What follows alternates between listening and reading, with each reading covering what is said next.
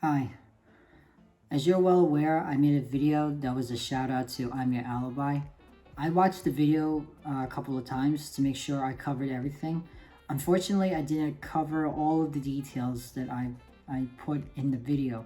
Again, I gave a shout out to I'm Your Alibi, and I forgot to mention my problems with Ahsoka Tano. With this video, I'm going to be seeing all the details that should have been in the last video.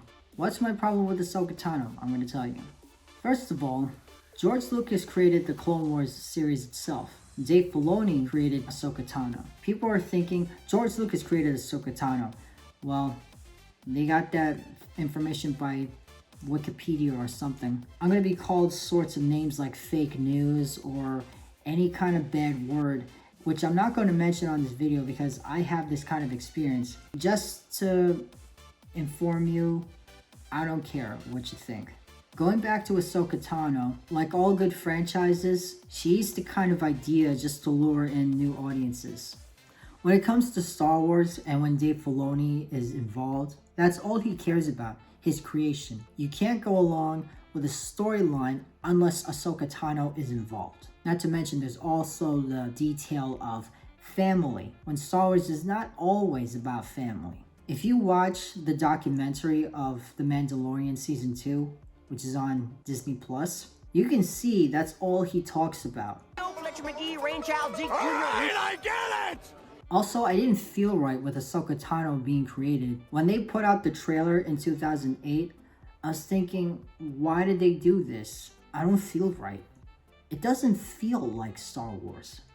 The whole atmosphere of the movie and the Clone Wars series itself, it didn't feel right. The second problem with Ahsoka Tano is the character arc of Anakin Skywalker and Ahsoka Tano's involvement. She's one of the few reasons why the Jedi is only holding him back from becoming better. If you look at Qui-Gon and Obi-Wan, they're a team.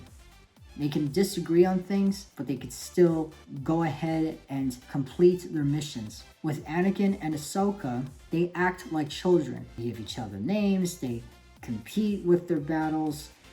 It doesn't feel right. Like I said before, Anakin in the Clone Wars 2003, he's being treated as an adult. If you look at the way he fights his battles, he's doing it by himself.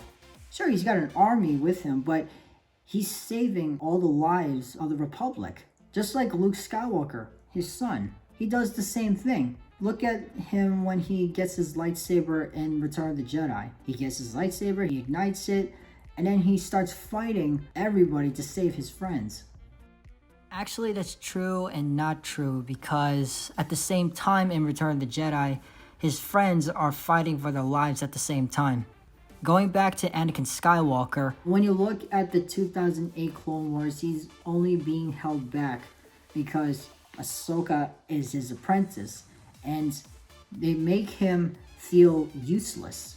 Like I said before, they think it's a good idea to maintain that idea of Episode 3, Revenge of the Sith, by giving him a harder time, a much more harder time than in the movie itself. They give him an apprentice, they treat him like a baby, they keep holding him back from becoming a better Jedi Knight.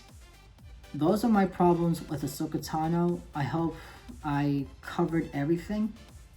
Give a like, subscribe, comment, and I'll see you around, alright?